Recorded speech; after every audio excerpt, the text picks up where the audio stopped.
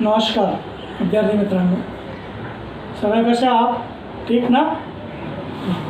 आपण गेल्या तासाला भांड्यांच्या दुनियेत या पाठाचा पहिला भाग, कारण पहिला भाग असं का मी म्हणू आहे, कारण या पाठाचा वेळ जास्त जाणार आहे, म्हणून हा पाठ आपण 2 पार्टमध्ये घेतलेला आहे. पहिला पाठ आपण घेतला गेल्या वेळेस, त्यावेळेस त्या पाठातील भांड्यांच्या, या पाठाचं नाव आहे भांड्यांच्या दुनियेत. आता दुनिया कोणकोणती असते हे मी तुम्हाला गेल्या वेळेस सांगितलं होतं. पुन्हा परत त्याच गोष्टीची पुनरावृत्ती करणं आवश्यक नाही, किंवा मी परत पुन्हा तुम्हाला सांगायची गरज नाही असं मला वाटतं. आपण गेल्या वेळेस जुनी जी भांडी वापरत होते, माणसाने पूर्वीपासून आजपर्यंत कोणकोणत्या प्रकारची भांडी मनुष्य हा वापरत आलेला आहे आणि माणसांना भांडी वापरणं का आवश्यक आहे, भांडी हा माणसाचा अविभाज्य भाग का मानला गेलेला आहे, हे आपण गेल्या वेळेस मी तुम्हाला सांगितलं होतं. कारण माणसाला भांड्यांचा उपयोग कशासाठी होतो हे गेल्या वेळेस मी तुम्हाला सांगितलं. पुन्हा परत सांगतो आहे, भांड्यांचा उपयोग माणूस ज्या वेळेपासून स्थिर एका ठिकाणी राहून एकोप्याने जीवन जगू लागला आणि शेती करू लागला, त्यामुळे अन्नधान्याचे उत्पन्न भरपूर व्हायला लागलं आणि मग ते अन्न साठवण्यासाठी, शिजवण्यासाठी आणि खाण्यासाठी माणसाला भांड्यांची गरज भासू लागली. हेच एवढंच नव्हे, तर भांडी ही कोणकोणत्या धातूंपासून तयार करण्यात आली आणि तेव्हापासून आजपर्यंत माणूस कोणकोणत्या प्रकारची भांडी वापरतो आहे आणि त्यावेळेच्या भांड्यांची जागा आज कोणत्या भांड्यांनी घेतली हे सुद्धा मी तुम्हाला गेल्या पाठात, या पाठातला पहिल्या भागामध्ये मी तुम्हाला सांगितलेले आहे. गेल्या वेळेस आपण खलबत्ता या जुन्या काळातील भांड्याची ओळख आपण करून घेतलेली आहे. विद्यार्थी मित्रांनो, मी तुम्हाला आपण जे ऑनलाईन लेक्चर घेतलं होतं त्यावेळेससुद्धा पान नंबर 20वरचं हे खलबत्त्याचं चित्र मी तुम्हाला दाखवलं होतं आणि खलबत्ता काय कामासाठी वापरण्यात येतो, खलबत्त्याबरोबरच उखळ आणि मुसळ, खलबत्त्याबरोबर उखळ मुसळ हे कशासाठी वापरले जातात. समजा वाटण करायचं असेल तर त्यावेळेला मिरची कांदा तिखट बनवायचं असेल तर खलबत्त्याचा वापरतो, शेंगदाण्याचं कूट तयार करायचं असेल तर खलबत्त्याचा वापर होतो. उखळ मुसळ अलीकडच्या काळामध्ये, त्या काळात मात्र मसाल्याच्या गिरण्या किंवा पिठाच्या गिरण्या त्यावेळेस नव्हत्या, म्हणून या उखळ मुसळचा वापर त्या काळात केला जायचा. मग या पाठामध्ये या जुन्या काळातील भांड्यांबरोबर संवाद साधणारी जी मुलं आहेत, मग तो माधव असेल, मंदा असेल, अरुण असेल, ह्या मुलांनी त्यांच्याशी संवाद साधलेला आहे. मग या पाठामध्ये आपल्याला काय सांगितलं आहे की आपल्या नित्य म्हणजे नेहमी, सदा, सतत वापरायची जी भांडी आहे त्या भांड्यांची ओळख मुलांना, माणसांना आणि सगळ्यांना झाली पाहिजे. कारण आपण आजपर्यंत ऐकलेलं आहे की माणूस माणसाशी बोलतो, प्राण्याला प्राण्याची भाषा समजते, पक्षी पक्ष्यांजवळ येतात, म्हणजे सजीव सजीवाशी बोलू शकतो, पण निर्जीवसुद्धा बोलू शकतो. निर्जीव वस्तूंनासुद्धा बोलावंसं वाटतं. त्यांचीसुद्धा आत्मकथा आहे, जे आपण म्हणतो आत्मवृत्त लिहायचं असेल, आत्मकहाणी लिहायची असेल, आत्मकथा लिहायची असेल, त्यावेळेस अशा प्रकारची हे आपण त्याच्यावर गोष्ट लिहू शकतो, भांड्यांची आत्मकथा. मग कोणकोणत्या भांड्याने आपलं स्वतःविषयी काय मत मांडलेलं आहे, काय विचार लोकांना पटवून देण्याचा प्रयत्न केलेला आहे. म्हणजे थोडक्यात माणसांना निर्जीव वस्तूंची दुःख ऐकून घेतली पाहिजे त्यांची ओळख झाली पाहिजे. म्हणून अशा प्रकारे त्या गेल्या पाठात आपण मागच्या पार्टमध्ये ती काही जी जुनी भांडी होती थोडक्यात जातं, चूल ह्या वस्तूंविषयी आपण ओळख करून घेतली. आता पुढचं जे आहे तो म्हणजे काठवट. आता आपण पाठाचं सविस्तर वाचन करू आणि पाठातील काही जे शब्दांचे अर्थ आहेत मी इथं बोर्डवर तुम्हाला लिहून दाखवलेले आहेत किंवा लिहून दिलेले आहेत. पण अजूनही काही असे शब्द आहेत की ज्या शब्द या ठिकाणी लिहून दिलेली नाहीत. ती तुम्हाला सगळी नंतर लिहायचीच आहेत. ते शब्दाचे अर्थ आणि धड्याखाली स्वाध्याय तुम्हाला सोडवायचाच आहे. पण तत्पूर्वी आपण आधी भांड्यांच्या दुनियातला दुसरा पाठ म्हणजे दुसरा भाग आज आपण कंटिन्यू करणार आहोत. ते आपण तुम्ही आता पुस्तकात लक्ष द्यायचे. अगं मंदा, तुला आठवतं का तुझ्या आजीला आमचा नवा मित्र मिक्सरची खूप भीती. पुस्तक उघडायचं आहे पान नंबर 20वरती.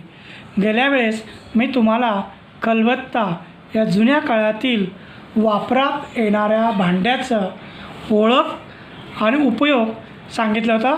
आता आपण पाहणार आहोत पुढे कंटिन्यू काठवट.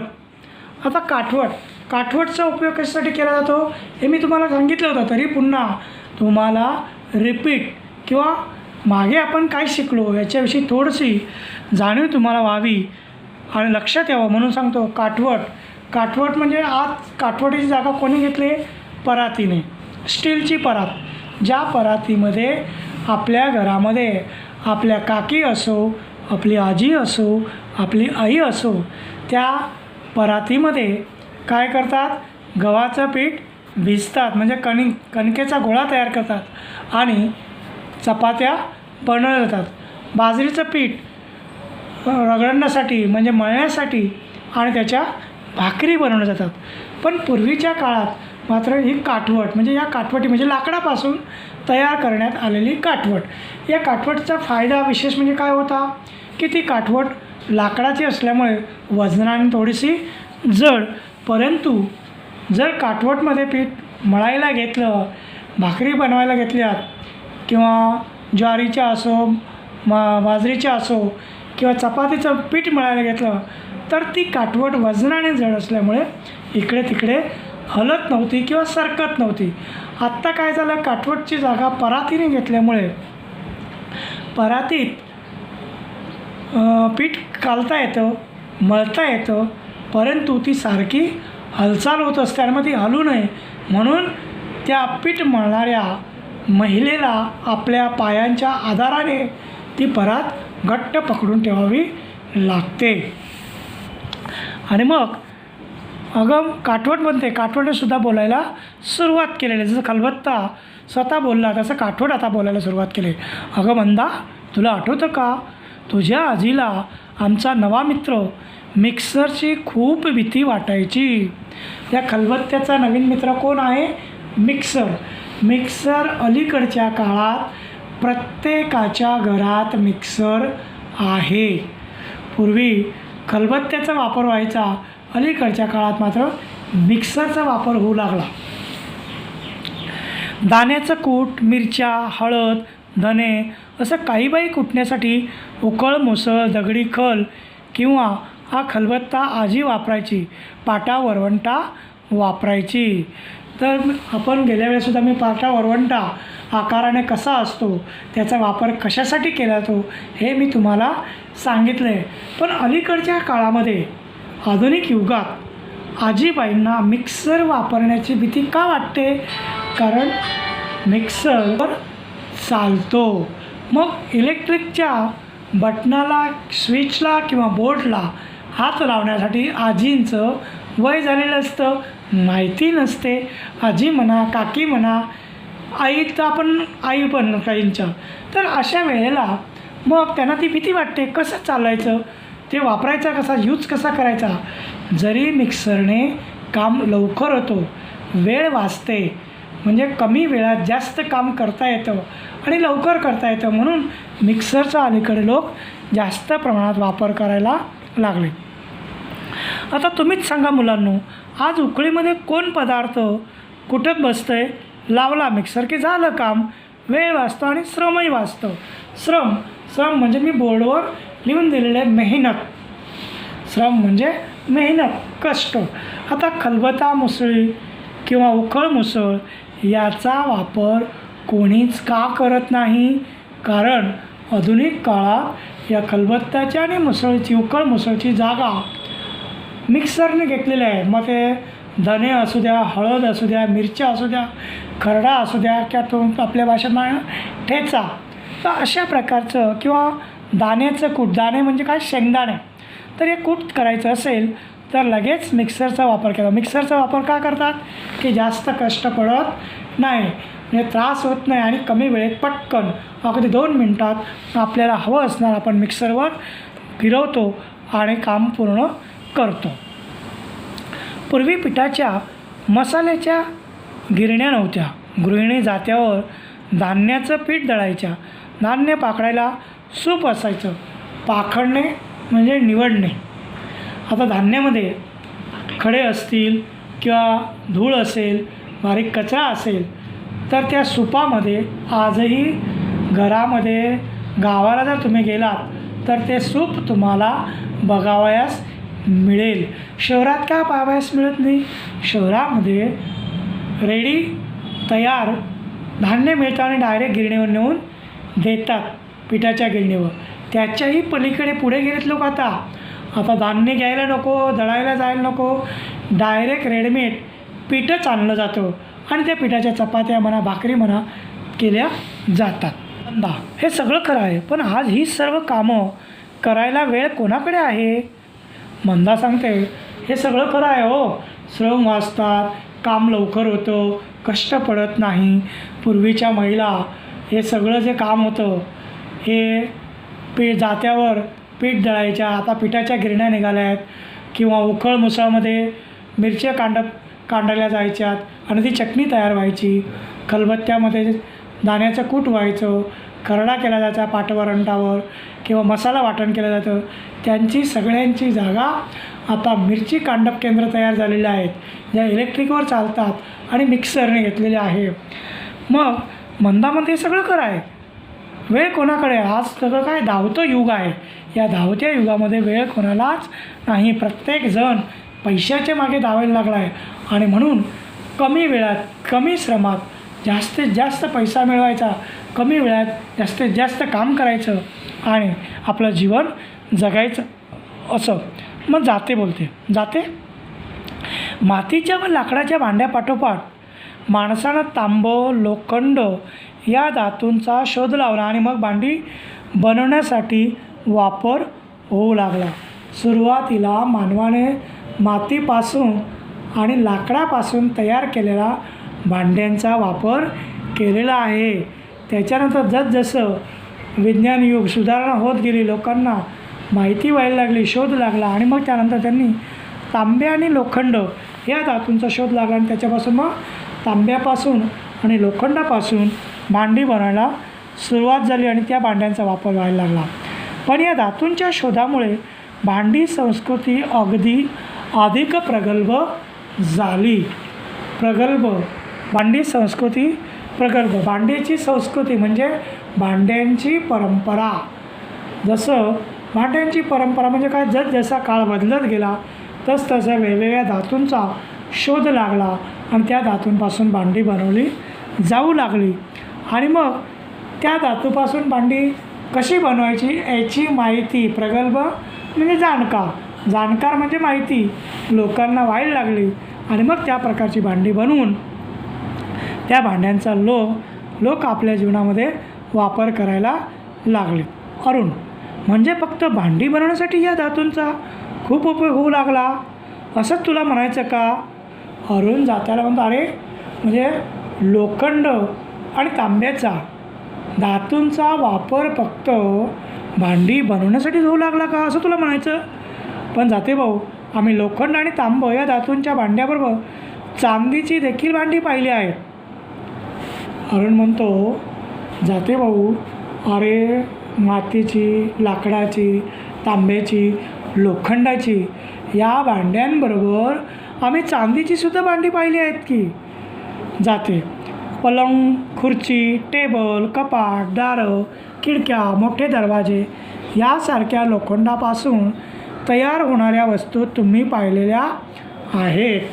मी गेल्या वेळीसुद्धा तुम्हाला सांगितलं होतं, लोखंडापासून आपल्या घरामध्ये विविध प्रकारच्या आपण फर्निचर म्हणतो साहित्य, मग ते टेबल असतील, खुर्च्या आहेत, शोकेस आहे, दरवाजे आहेत किंवा मोठमोठ्या सोसायटी असतील त्या सोसायटीजमध्ये गेट असतात किंवा आपण दुकानदारांकडे जातो त्या दुकानाला शटर लावलेले असतात.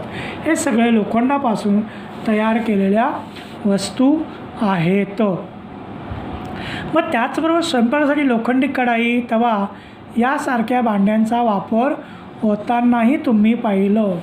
फर्निचर तर तुम्ही पाहत आहातच, पण या फर्निचरसोबतच माणसाला घरामध्ये जेवण बनवण्यासाठी किंवा साठवून ठेवण्यासाठी तव्याचा आणि कढईचा वापर होऊ लागला. लोखंडी तव्यावर भाकरी भाजल्या जातात, तव्यावर भाजी केली जाते, कढईमध्ये भाजी बनवली जाते, कढईमध्ये शिल्लक भाजी साठवून ठेवता येते.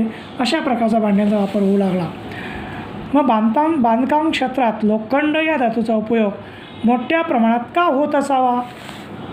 दुसरा प्रश्न दिला आहे, लोखंडाच्या कढईत या तव्यात भाजी का करतात? आता ही माहिती, हे दोन्ही प्रश्नांची उत्तरं तुम्ही इंटरनेटवरती म्हणजे आंतरजाल मराठीत कम्प्युटरवर तुम्ही या दोन्ही प्रश्नांची माहिती शोधायची, त्याचा शोध तुम्ही घ्यायचा आणि आपल्या वहीत लिहायचे.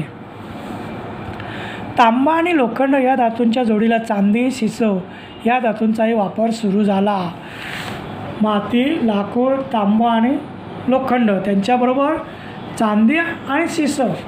आता शिसं आणि चांदीच्या भांड्यांचा वापर कमी का झाला कालांतराने किंवा ठराविकच लोक का वापरतात? तर या चांदीच्या आणि शिसाच्या वस्तूंची, धातूची किंमत जास्त आहे, ते महागडे आहेत आणि सर्वसाधारण माणसाला महागडी भांडी विकत घेऊन त्यांचा वापर करता येणं शक्य नाही आणि म्हणून यांचा वापर कमी प्रमाणात होता. धातूंच्या पाठोपाठ काचेपासून वस्तू बनू लागल्या. तांबा आणि चांदीला पर्याय म्हणून संमिश्र धातू, संमिश्र म्हणजे मिश्रण, एकापेक्षा अधिक दोन धातूंना एकत्र करून त्याच्यापासून तयार करण्यात आलेली भांडी वापरण्यात येऊ लागली. पितळ, कांसे यापासून भांडी बनवली जाऊ लागली. पितळ आणि कांसे, पितळाचे हंडे होते, पितळाच्या पराती होत्या, पितळाच्या प्लेट्स होत्या, पितळाच्या वाट्या होत्या, पितळाच्या तांब्या, पितळाचे ग्लास, असे अनेक प्रकारचे भांडी पितळाची बनवल्या. त्या भांड्यांचा वापर रोजच्या दैनंदिन जीवनामध्ये मानव करू लागला होता.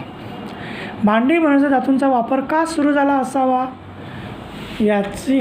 याही प्रश्नाचं उत्तर आपण नेटवरून त्याचा शोध घेऊन माहिती मिळवायची आहे. आता प्रशांत बोलू लागला, मग स्टेनलेस स्टीलची भांडी वापरात कधी आली? स्टेनलेस स्टील लोखंडावर प्रक्रिया करून बनवलेला गंज न पकडणारा धातू म्हणजे स्टेनलेस स्टील. म्हणजे या भांड्यांना गंज पकडत नाही, ती लवकर खराब होत नाही, वजनाने हलकी असतात आणि म्हणून या स्टेनलेस स्टीलच्या भांड्यांचा जास्त वापर व्हायला लागला. सुरई, पितळी व तांब्याच्या भांड्यांची जागा, पितळाच्या आणि तांब्यांच्या भांड्यांची जागा आता ॲल्युमिनियम आणि हिंडालियम आणि स्टेनलेस स्टीलच्या भांड्यांनी घेतली. आता ॲल्युमिनियम, हिंडालियम आणि स्टेनलेस स्टील हे काय धातू आहेत, या तीनही धातूंपासून भांडी बनवली जाऊ लागली. तर मित्रांनो, ॲल्युमिनियम, हिंडालियम आणि स्टेनलेस स्टील या धातूंनी कोणत्या भांड्यांची, या धातूंपासून बनवलेल्या भांड्यांनी कोणत्या भांड्यांची जागा घेतली? तर पितळ आणि तांब्याच्या पासून तयार केलेल्या भांड्यांची जागा या धातूंनी बनवलेल्या भांड्यांनी घेतलेली आहे. जाते. पूर्वी आंघोळीसाठी घंगाळं, पाणी तापवायला बंब आणि पाणी साठवायला कळशी, घागर, तपेले, हंडा असायचा. पण आता सर्रास प्लास्टिकच्या बादल्या आणि टब दिसतात. सर्रास म्हणजे काय? सर्रास म्हणजे सहज. पूर्वीच्या काळात आंघोळीसाठी घंगाळं, ज्या घंगाळाचा वापर हल्लीच्या काळात ते शहरात तुम्हाला बघायला पण मिळणार नाही, पण ग्रामीण भागात आजही आपल्या आजोबांकडे ते घंगाळं ज्यांच्या घरी कार्य असेल, लग्न असेल, पूजा असेल, त्यावेळेस लग्न झालेल्या वधूवरांना आंघोळीसाठी त्या घंगाळामध्ये पाणी दिलं जातं किंवा त्या घंगाळात हळदीचं पाणी तयार केलेलं असतं आणि त्याच्यात देव घातलेले असतात आणि मग त्यातले देव शोधण्यासाठी त्या वधूवरांना बसवलं जातं. अशा प्रकारचा त्या घंगाळाचा वापर केला जातो. आता बंब म्हणजे पिंप. हा पिंप हा मधल्या भागी जो दिसला आहे तुम्हाला पाईप दिसतो आहे, हा गोलाकार पाईप इथून इथपर्यंत. तर या पाईपामध्ये आतल्या भागात काय टाकलं जातं? विस्तव आणि लाकूड टाकलं, ज्याच्या करून ती आग पेटवते. आणि हा बाजूचा जो पिंप दिसतो, टाकी, या टाकीत पाणी भरलेलं असतं आणि इथं बाजूला हा कॉक आहे. तर या आगीने हे पिंपातलं पाणी तापतं आणि या पाण्याचा वापर आंघोळीसाठी केला जातो. शिवाय तपेले, ज्याला आपण आता काय म्हणतो? पातेले. आपण पातेले असंही म्हणतो. हंडा म्हणजे गावच्या भाषेत त्याला गुंडे म्हणतात किंवा घागरी म्हणतात. तर अशा या भांड्यांचा, कळशीचा वापर पाणी साठवण्यासाठी केला जात होता त्या काळात. पण आत्ता मात्र तुम्ही कुठेही जा, प्रत्येक घरोघरी तुम्हाला प्लास्टिकच्याच बादल्या आणि मोठमोठे टब दिसतात. कारण हे प्लास्टिक कमी पैशात मिळतं आणि वजनाने हलकं असतं आणि सहजपणे अशी भांडी, आता प्लास्टिकची भांडी लोक का वापरायला लागले?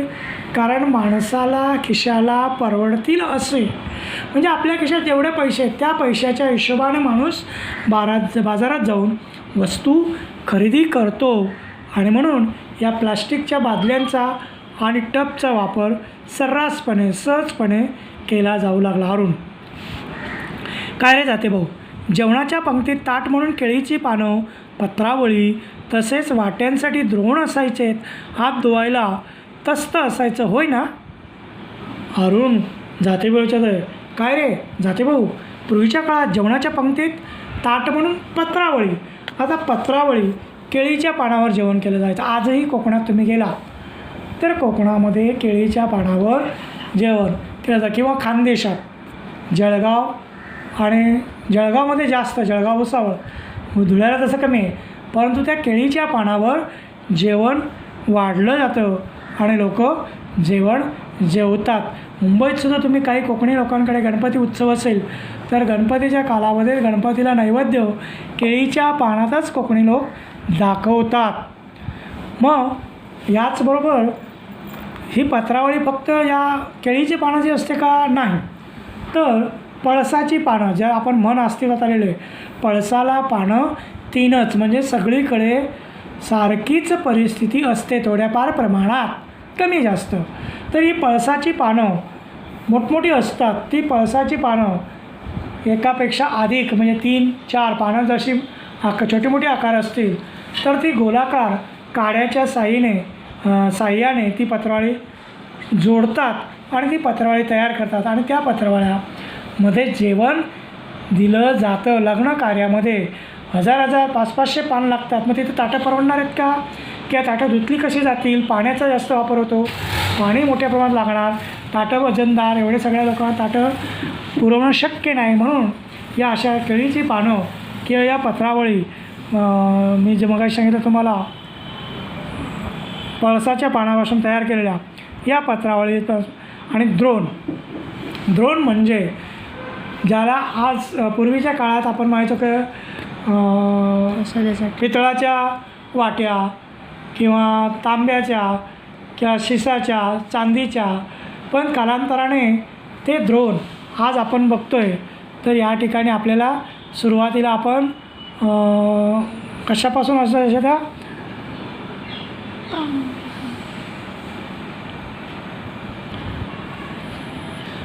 तर लग्न कार्यामध्ये ह्या पत्रावळ्या कमी झाल्यात, कारण जंगलामध्ये पानं मिळेनासे झालेत. मग लोकांनी थर्माकोलपासून तयार केलेली ताटं वापरायला सुरुवात केली, प्लेट्स वापरायला सुरुवात केली, डिश वापरायला सुरुवात केली, ज्याला आपण वाटी असं म्हणतो, म्हणजेच पूर्वीचा द्रोण.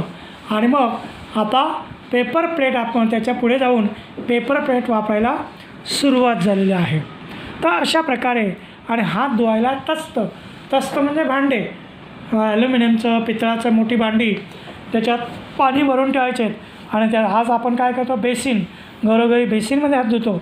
परंतु त्या काळात, पूर्वीच्या काळात हे त्या धातूंपासून तयार केलेलं मोठं भांडं, त्यात पाणी भरून ठेवायचे आणि मग त्याच्यात लोक हात धुवायचे. जाते. अरुण, तुला बरंच माहीत आहे की गाई म्हशीच्या दुधासाठी कासंडी किंवा चरबी, ताकासाठी कावळा, लोण्याचा वाडगा, तुपाची बुदली, बुडकुली, ओगराळी, पळी, तसराळी, कुंडा अशा कितीतरी नावांची भांडी स्वयंपाकघरात वावरत असायची. वावरणे म्हणजे काय? स्वयंपाकघरात, किचनमध्ये. आज आपण त्याला काय म्हणतो, किचन. मुलांना स्वयंपाकघर आठवत नाही, समजत नाही, पण किचन जर म्हटलं की पटकन जातात मुलं. आणि मग किचनमध्ये जाऊन की आता हे जे तसराळी, वगराळी, पळी, बुडकुली हे काय सांगितले आहेत, हे भाजी वाढण्यासाठी लागणारी छोटी मोठी भांडी आहेत. पळी ज्याला म्हणतो आपण, चमचे म्हणतो, त्याच्याही पुढचा भाग चमचा, पोहे खायचा स्पून वेगळा. परंतु भाजी वाढण्यासाठी लागणारे त्या काळातली ही पळी, तसराळी, ओगराळी. आणि मग दुधासाठी, दूध साठवण्यासाठी, दूध काढून ठेवण्यासाठी कासंडी, चरबी. आणि ताकासाठी वेगळं अजून, ताकामधून जे आई दह्यापासून ताक तयार करते, दह्यावर येणारा जो लोणी असतो तो लोणी काढून ठेवणारी, वापरात येणारा तो कावळा. अशा प्रकारे त्या काळात वापरली जाणारी भांडी होती. आता स्वयंपाकघरात गॅसची शेगडी वापरत असल्याने चूल व त्यावर स्वयंपाक करण्याचं प्रमाणही कमी होत आहे. पूर्वीच्या काळात मित्रांनो मातीपासून तयार केलेल्या चुलीवर स्वयंपाक बनवला जायचा. पण अलीकडच्या काळात घरोघरी, कारण का पर्यावरण रक्षण, वृक्ष वाचवा, एक पेड़ 10 पुत्रों के समान. आणि मग कालांतराने निसर्गाची हानी कमी व्हावी, कारण जास्त प्रमाणात होऊ लागले. मग पावसाचं प्रमाण कमी झालं, पावसाचं प्रमाण कमी झाल्यामुळे शेतातून उत्पन्न कमी व्हायला लागलं. मग त्याच्यावर पर्याय म्हणून शासनाने लोकांच्या लक्षात आणून दिलं, मग झाडे लावा, झाडे जगवा. आणि म्हणून मग कालांतराने स्वयंपाकाचा गॅस आला. आणि मग गॅसच्या शेगड्या घरोघरी झाल्या आणि त्या शेगड्यांवर चुलीऐवजी गॅस शेगडीवर स्वयंपाक बनवणं सुरू झालं. मंदा, पण या काळात मातीपासून तयार होणारी भांडी बंद झाली का? मंदा म्हणते, अहो पण या काळामध्ये आता आपण म्हणतो किंवा मातीची चूल बंद झाल्या, मग गॅस शेगड्या आल्या. मग या काळात मातीपासून तयार केलेली जी भांडी होती, मग माठ असेल पाणी भरून ठेवण्यासाठी, किंवा जेवणासाठी वाडगी असेल, तर वाटी असेल, किंवा दूध साठवण्यासाठी मडकं असेल, तर ही बंद झाली का? नाही. उखळ नाही, तसं नाही. या धातूंच्या शोधामुळे मातीची भांडी बनवणं बंद झालं असं मुळीच नाही. उलट आज भांडी तयार करण्यासाठी माती वापरण्याची परंपरा म्हणजे साहित्य संस्कृतीचा पाया मानला गेला किंवा मानला जातो. संस्कृतीचा पाया म्हणजे सुरुवात. आता परंपरा, आता भांड्यांची परंपरा कुठून सुरू झाली? पहिल्या सुरुवातीला कशापासून भांडी तयार केली ती आत्तापर्यंत कोणकोणत्या धातूंपासून भांडी तयार केली? मग खरा पहिला भांडी संस्कृतीचा पहिला पाया कोणाला म्हणू शकतो आपण? मातीला. मातीपासून सुरुवात झाली.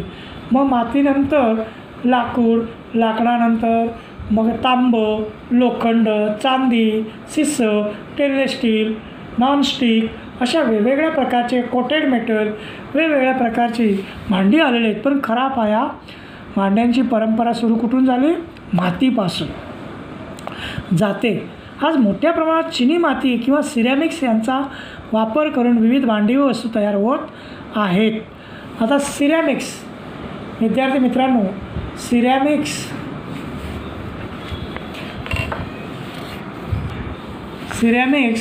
म्हणजे चिनी मातीची भांडी. मग चिनी मातीची भांडी कोणती? आज आपण जर बघितलं आपल्या घरामध्ये आई चिनीच्या मोठ्या बरणीमध्ये किंवा मडक्यामध्ये लोणचं भरून ठेवते. चिनी मातीची भांडी आपल्या घरामध्ये जर तुम्ही बघितलं फ्लॉवर स्पॉट असतात, शोच्या फुलदाण्या असतात, कब्बशा, रोज ज्या कब्बशीचा वापर आपण दररोज सकाळी दूध पिण्यासाठी, चहा पिण्यासाठी वापर करतो, अशी ही चिनी मातीची भांडी होय. मग त्याला म्हणतात सिरॅमिक्स. सिरॅमिक्स कोणती भांडी? तर चिनी मातीची. झाकणाच्या भांड्यांचा प्रसार झाला. प्रसार म्हणजे काय? प्रचार. म्हणजे लोकांना माहिती झालं, किटली असेल, ग्लास असतील, फुलदाण्या असतील, माठ असेल, तर याच्यावर झाकण वेगवेगळ्या आकाराच्या, रंगाच्या आणि डिझाईनचे शोच्या वस्तू आणि भांडी तयार करण्यात आलेत. माहिती झाली. किटलीचा रंग, आकार, त्यावरील नक्षीकाम, तसंच रत्नजडित सुरया अशा कलात्मक गोष्टी भांड्यामध्ये येऊ लागल्या. मित्रांनो, सुरई म्हणजे निमुळता गळा, असं उंच गळा असणारं भांडं. सुरई म्हणजे निमुळता गळा असणारं भांडं म्हणजे सुरई. तर अशा भांड्यांमध्ये रत्नजडित म्हणजे रत्नासारखे चकाकणारे किंवा रत्न चिटकवलेले असे भांडी या शोच्या भांड्या म्हणून वापरात येऊ लागल्या. पुढे दिलेले तुम्हाला परत माहिती मिळवा. चहाची किटली, कब्बशा, प्लेट्स, वाट्या इत्यादी चिनी मातीची किंवा सिरॅमिक्सची का असतात? तर ही भांडी चिनी मातीचीच का असतात याची माहिती आपण इंटरनेटवर म्हणजेच कम्प्युटरवर चा शोध घेऊन आपल्या वहीमध्ये उत्तर लिहून ठेवायचे आहेत. आधी ती हो अगदी खरी आहे. आमच्या घरी स्टेनलेस स्टील, नॉनस्टिक व कोटेड मेटलची भांडी आहे. आदिती म्हणते हो खरे, आमच्याकडे नॉनस्टिक म्हणजे काय? ज्या भांड्याला कुठलाही तेलकट पदार्थ चिकटून राहत नाही, म्हणजे पदार्थ न चिकटणारी भांडी म्हणजे नॉनस्टिकची भांडी. स्टेनलेस स्टीलची, आता स्टेनलेस स्टीलची भांडी म्हणजे काय की लोखंडावर प्रक्रिया करून ज्या भांड्याला गंज पकडत नाही अशी तयार करण्यात आलेली भांडी म्हणजे स्टेनलेस स्टीलची. आता पुढचं आहे कोटेड मेटलची भांडी.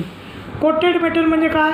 एका धातूचा दुसऱ्या धातूवर लेप लावून तयार केलेली भांडी म्हणजेच मेटलची भांडी, ज्याचा पॅन म्हणून तुम्ही घरामध्ये आज वापर करतात.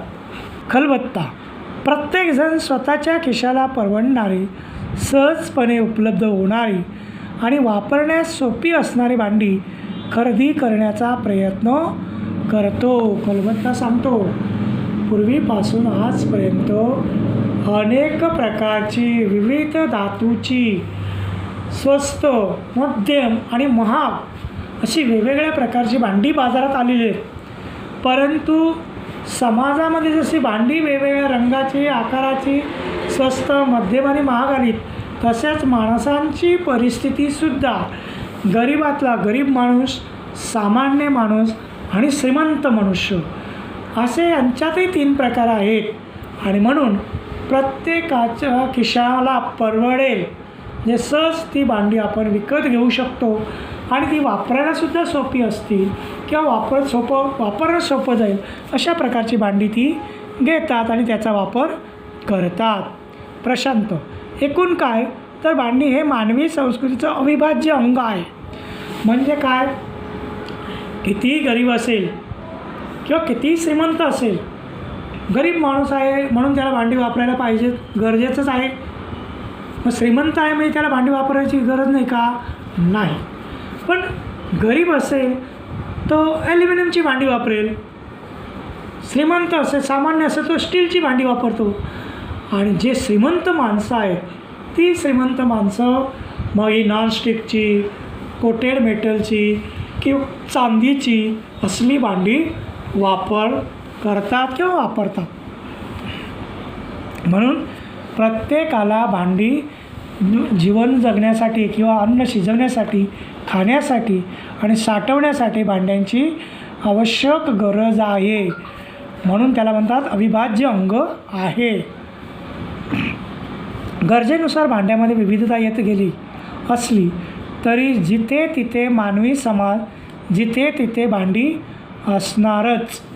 गरजेनुसार मी गरीब आहे, मी ॲल्युमिनियमची घेतली. मी साधारण आहे, मी स्टीलची घेतली. मी श्रीमंत आहे, मी सगळ्या प्रकारची भांडी घेऊ शकतो आणि घेतली.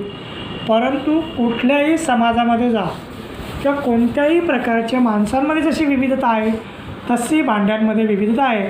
आणि गरजेनुसार तो व्यक्ती, तो माणूस आपल्या भांड्यांचा वापर करतो. आदिती, आज आम्हाला तुम्हा सर्वांबरोबर खूप मजा आली. आम्ही तुम्हा सगळ्यांचे खूप आभार मानतो, कारण तुम्ही आम्हाला भांड्यांच्या दुनियेची सफरच घडवून आणली. आदिती, या ज्या भांड्यांशी आदिती, माधव, अरुण, मंदा यांनी ज्या भांड्यांशी संवाद साधला त्या सगळ्या भांड्यांना आदिती काय म्हणते, आभार मानते. आम्हाला खूप आनंद वाटला, कारण किमान या पूर्वीच्या काळात वापरात येणाऱ्या किंवा वापरली जाणारी भांड्यांची आमची ओळख झाली. ते कशापासून तयार झाली आणि केव्हा त्यांचं संस्कृती म्हणजे परंपरा कधी सुरुवात झाली ह्याची आम्हाला माहिती झाली. आणि म्हणून आदितीने त्या भांड्यांना धन्यवाद दिला आणि म्हणाली की तुम्ही आम्हाला सफरच घडून आणली. सफर म्हणजे प्रवास किंवा यात्रा. जसं आपण एखाद्या मेळ्यामध्ये जातो, यात्रेत जातो आणि त्या यात्रेत सर्व प्रकारची खेळणी किंवा सगळ्या प्रकारचे पदार्थ आपण बघतो आणि अतिशय आनंद होतो. तशा प्रकारे या आदितीलासुद्धा त्या निर्जीव वस्तू जरी निर्जीव आहेत पण त्या उपयोगाच्या आहेत आणि त्या भांड्यांशी संवाद साधून आदितीला अतिशय आनंद झाला. आणि म्हणून तिने सांगितलं की आम्ही तुमचे सगळ्यांचे आभार मानतो, मी तुम्हाला धन्यवाद देतो. विद्यार्थी मित्रांनो, तुम्हाला या पाठाखालील 1 ते 6 प्रश्नांची उत्तरं लिहायची आहेत. म्हणजेच स्वाध्याय तुम्हाला सोडवायचा आहे आपल्या वर्गपाठाच्या वहीत. सगळ्यांनी स्वस्थ राहा, सुखी राहा, आनंदी राहा. धन्यवाद.